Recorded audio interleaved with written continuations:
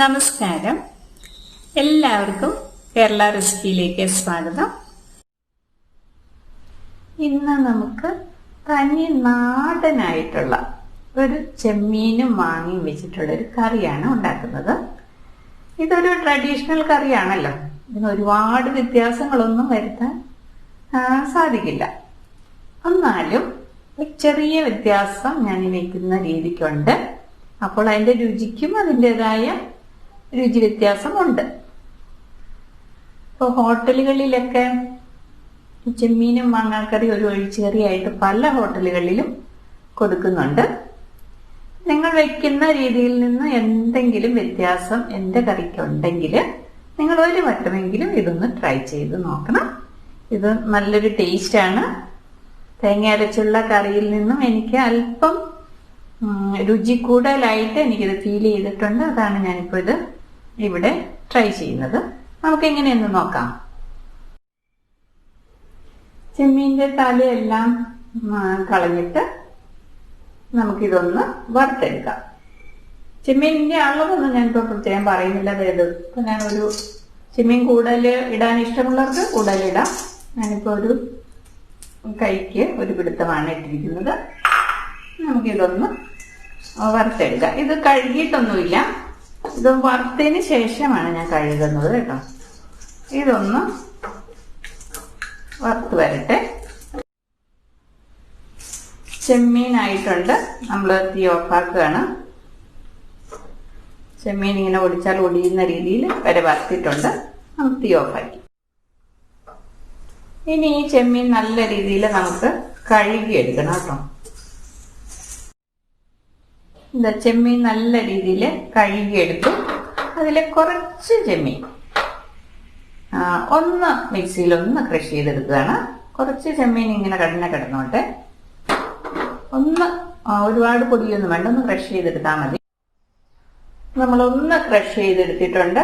അതും ഇതിലേക്ക് ഇടുകയാണ്.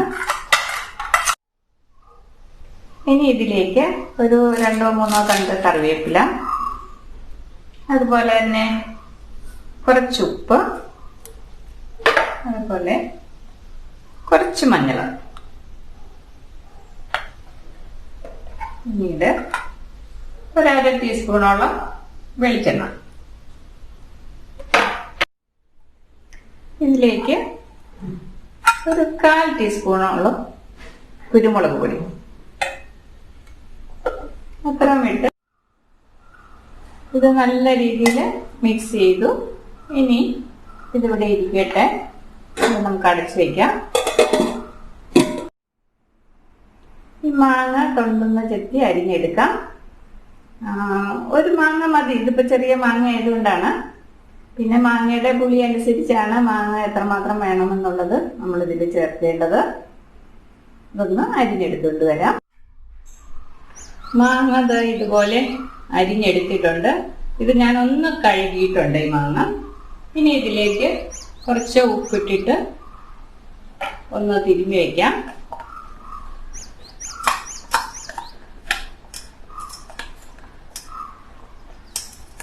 ഈ മാങ്ങയിൽ നിന്ന് ഉപ്പ് ചെല്ലുമ്പോൾ വെള്ളമൊക്കെ ഊറി വരും. ഇത് ഇരിക്കട്ടെ ഇവിടെ, അതിവിടെ ഇരിക്കട്ടെ. നമുക്കൊരു ചീനച്ചട്ടി അടുപ്പത്ത് വെച്ചിട്ട് കുറച്ച് വെളിച്ചെണ്ണ ഒഴിക്കാം. ഞാനിവിടെ ഒരു സവാള ഉള്ളി എടുത്തിട്ടുണ്ട്.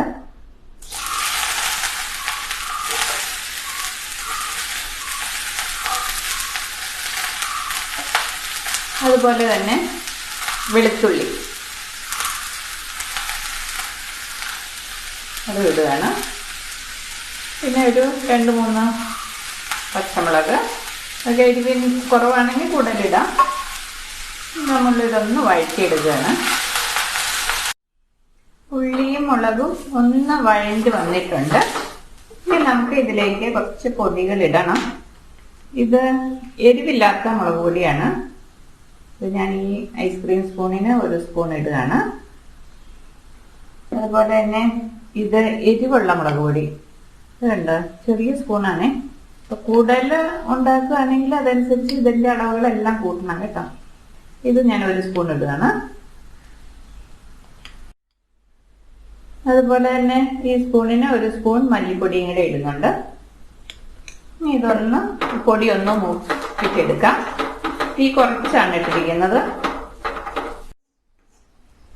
പൊടി മൂത്ത് വന്നിട്ടുണ്ട്. നമുക്ക് തീ ഓഫാക്കാം.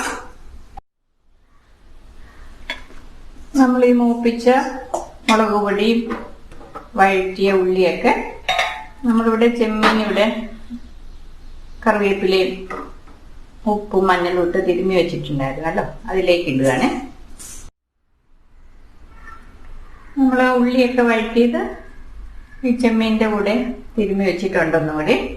ഇനി നമുക്ക് ഇതിലേക്കുള്ള തേങ്ങയാണ്. ഇവിടെ ഇതാ 1 കുത്ത് തേങ്ങ ഞാൻ ഈ ചെറിയ ബൗളിലിട്ട് നല്ല രീതിയിൽ അരച്ചെടുക്കുകയാണ്, വെള്ളം ഒഴിച്ച്. ഇതാ 1 കുത്ത് തേങ്ങ നല്ല രീതിയിൽ അരച്ചെടുത്തിട്ടുണ്ട്. ഇവിടെ ഇരിക്കട്ടെ. ഇനി വലിയ ബൗളെടുത്തിട്ട് 1 മുറി തേങ്ങ നമ്മൾ നല്ല രീതിയിൽ പാല് പിഴിഞ്ഞെടുക്കുകയാണ്. ശരിക്കും ചെറിയ തേങ്ങയാണെങ്കിൽ 1 തേങ്ങ, വലിയ തേങ്ങയാണെങ്കിൽ 1 മുറി തേങ്ങ മതി. അതുകൊണ്ട് കുറച്ച് തേങ്ങ അരയ്ക്കുകയും ബാക്കി തേങ്ങ ഞാൻ പാല് പിഴിയുകയാണ് ചെയ്യുന്നത്. 1 മുറി തേങ്ങ 2 ഗ്ലാസ് വെള്ളം ഒഴിച്ച് മിക്സിയിൽ നല്ല രീതിയിൽ അടിച്ച് പിഴിഞ്ഞെടുത്തതാണ്. ഇതെവിടെ ഇരിക്കട്ടെ.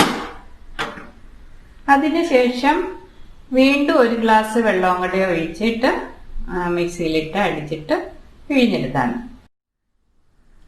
1 മുറി തേങ്ങ കൊണ്ട് നമ്മളിവിടെ പാലും എടുത്തു വെച്ചു. അതിൽ നിന്ന് കുറച്ച് തേങ്ങ ഇവിടെ അരച്ചും വെച്ചു. ഇനി നമുക്ക് ഈ അടുപ്പൊന്ന് കത്തിക്കാം. അതിലേക്ക് നമ്മൾ മാങ്ങ ഉപ്പിട്ട് തിരുമ്മി വെച്ചിരുന്നല്ലോ, ഈ മാങ്ങ നമുക്ക് ഇട്ട് കൊടുക്കാം. ഇതിന്റെ വെള്ളം നമുക്ക് പുളി അനുസരിച്ച് ചേർക്കാവുന്നതാണ്. ഇപ്പൊ വെള്ളം ഒഴിച്ചു കൊടുക്കണ്ട. നല്ല പുളിയാണെന്നുണ്ടെങ്കിൽ വെള്ളം ഒഴിച്ചു കൊടുക്കണ്ട. അതല്ല നമുക്ക് പുളി കുറച്ചും കൂടി വേണമെന്നുണ്ടെങ്കിൽ നമുക്ക് ഈ പുളി വെള്ളം ഒഴിച്ചു കൊടുക്കും. ഇതിന് നല്ല പുളിയാണ്, നമ്മളിപ്പോൾ തിരുമ്മി വെച്ചതാണല്ലോ, അതുകൊണ്ട് ഇതിവിടെ ഇരിക്കട്ടെ. ഇനി ഇതിലേക്ക് നമുക്ക് ഈ രണ്ടാമത്തെ തേങ്ങാപ്പാൽ എന്ന് പറയാൻ പറ്റില്ല, ഇതിനകത്ത് കാര്യമായിട്ടൊന്നും ഇല്ല. എന്നാലും നമ്മൾ വെള്ളം ഒഴിച്ച് അടിച്ചെടുത്തതാണ്. ഇത് നമ്മൾ ഒഴിച്ചു കൊടുക്കുകയാണ്. ഇനി ഇതിനകത്ത് കിടന്ന് ഇതൊന്ന് മാങ്ങയൊന്ന് വെന്ത് വരട്ടെ. നമ്മൾ ഒഴിച്ച തേങ്ങാപ്പാലും കിടന്ന് മാങ്ങയൊക്കെ നല്ല രീതിയിൽ വെന്തിട്ടുണ്ട്. നല്ല രീതിയിൽ വെള്ളവും വറ്റി. ഇപ്പൊ ഈ മാങ്ങയിലേക്ക് ചെമ്മീന്റെ സ്വാദും ചെമ്മീനത്തിലേക്ക് മാങ്ങയുടെ പുളിയൊക്കെ ഇറങ്ങി വന്നിട്ടുണ്ട്. ഈ മാങ്ങ വേകാൻ ആവശ്യമായ തേങ്ങാപ്പാലാണ് നമ്മൾ ഒഴിച്ചിട്ടുള്ളൂ. ഇതുപോലെ വറ്റി വരണം, എന്നാലാണ് ഈ മാങ്ങയിലേക്കൊക്കെ ആ സ്വാദ് ഇറങ്ങുള്ളൂ. ഇനി നമ്മളിവിടെ അരച്ചു വെച്ചിരിക്കുന്ന ഒരു 2 സ്പൂൺ തേങ്ങ ഉണ്ടല്ലോ, ഇതിലേക്ക് ചേർക്കുകയാണ്. ഈ തേങ്ങ ചേർത്ത് നമുക്കൊന്ന് ഇളക്കി കൊടുക്കാം.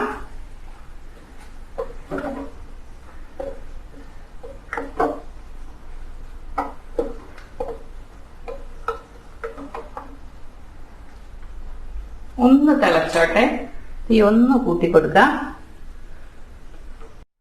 നമ്മൾ അരച്ച തേങ്ങ ചേർത്തിട്ട് ഒന്ന് തിളച്ചിട്ടുണ്ട്.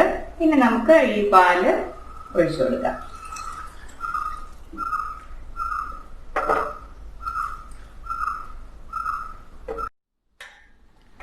തേങ്ങാപ്പാൽ ഒഴിച്ചു. ഇനി ഇതൊന്ന് നല്ല രീതിയിലൊന്ന് തിളക്കട്ടെ. ഈ സമയത്ത് ഉപ്പൊക്കെ നോക്കാം. ഇപ്പൊ പുളി തിളച്ച് കഴിഞ്ഞിട്ട് പുളി കുറവാണെന്നുണ്ടെങ്കിൽ ഈ മാങ്ങയുടെ ജ്യൂസ് നമുക്ക് ഒഴിച്ചു കൊടുക്കാം. പുളി നോക്കിയിട്ട് ഒഴിച്ചാൽ മതി. നല്ല പുളി വേണ്ടവർക്ക് അതനുസരിച്ച്, ഇതൊക്കെ അവരവരുടെ ഇഷ്ടം അനുസരിച്ച് നമുക്ക് പുളി കൂട്ടുകയോ കുറയ്ക്കുകയോ ചെയ്യാം. അതാണ് ഇങ്ങനെ മാങ്ങ തിരുമ്മി വെച്ചത്. ഇതിന്റെ ഇതിലേക്ക് മാങ്ങയുടെ പുളി മുഴുവൻ ഇറങ്ങി കഴിഞ്ഞിട്ട് പുളി കൂടിപ്പോയി എന്ന് പറഞ്ഞിട്ട് നമുക്ക് പിന്നെ കുറയ്ക്കാൻ ബുദ്ധിമുട്ടാണ്. പിന്നെ വീണ്ടും തേങ്ങ പാല് ചേർക്കുകയോ ഒക്കെ ചെയ്യേണ്ടി വരും. അപ്പൊ ഇതുപോലെയാണെങ്കിൽ ഈ ജ്യൂസ് നമുക്ക് ആവശ്യാനുസരണം ഒഴിക്കാം. ഇത് തിളച്ച് മാങ്ങയെന്ന് പുളിയൊക്കെ ഇറങ്ങി കഴിഞ്ഞതിന് ശേഷം പുളി നോക്കിയിട്ട് കുറച്ചും കൂടി പുളി വേണമെന്നുണ്ടെങ്കിൽ നമുക്ക് ഈ ജ്യൂസ് ചേർത്താൽ മതി. ഇതൊന്ന് തിളക്കട്ടെ. നമ്മുടെ ഈ കറി തിളച്ചിട്ടുണ്ട്. ഈ സമയത്ത് ഇതിന്റെ ഉപ്പും പുളിയൊക്കെ ഞാൻ നോക്കി എല്ലാം പാകാണ്. ഇത് ഞാൻ ഇനി ഒഴിക്കുന്നില്ല. ആവശ്യത്തിനുള്ള പുളി ഇതിനകത്തുണ്ട്. ഞാനിത് ഓഫാക്കുകയാണ്. ഇനി നമുക്ക് ഈ കറി ഒന്ന് കടുക് താളിക്കാം. അല്പം വെളിച്ചെണ്ണ ഒഴിക്കാം. ഇതെല്ലാം നമ്മൾ ആ ഉള്ളിയൊക്കെ വഴറ്റിയ സമയത്ത് കടുകും ഒക്കെ താളിക്കുകയാണെങ്കിൽ അതിൻ്റെ ഒപ്പം തന്നെ അങ്ങ് താളിച്ചാൽ മതി. നമുക്ക് ഗസ്റ്റൊക്കെ ഉണ്ടെന്നുണ്ടെങ്കിൽ ഇതുപോലെ ഒന്ന് ഇവിടെ താളിച്ചിടുക. ചിലർക്ക് കടുക് കാണുന്നതേ ഇഷ്ടമില്ല കറിയിൽ.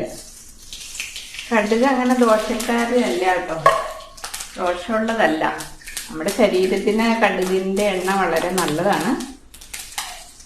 ഇത് പൊട്ടാതിരുന്നാലാണ് നമ്മുടെ വയറിന് ദോഷം വരുള്ളൂ. ഒരുപാട് ദോഷമൊന്നും പറയാൻ പറ്റില്ല, ഗ്യാസ് കൂടുതലുണ്ടാവുന്നേ ഉള്ളൂ. അല്ലാതെ കടുക് പൊട്ടിയില്ല എന്ന് പറഞ്ഞുകൊണ്ട് വേറെ ദോഷഫലങ്ങളൊന്നുമില്ല. പക്ഷെ ഗ്യാസ് കൂടും.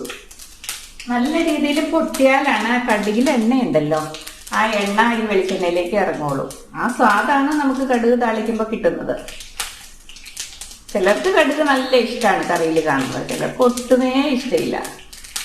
പക്ഷെ അത് നല്ലതാണ്. ഇങ്ങനെയൊക്കെയല്ലേ നമ്മൾ കടുക് യൂസ് ചെയ്യുന്നുള്ളൂ. നോർത്ത് ഇന്ത്യൻസ് ഒക്കെ കടുകിന്റെ എണ്ണ തന്നെ യൂസ് ചെയ്യുന്നുണ്ടല്ലോ. നമുക്കത് യൂസ് ചെയ്യാൻ അത്ര അതിന്റെ സ്വാദ് ആർക്കും പിടിക്കില്ലല്ലോ.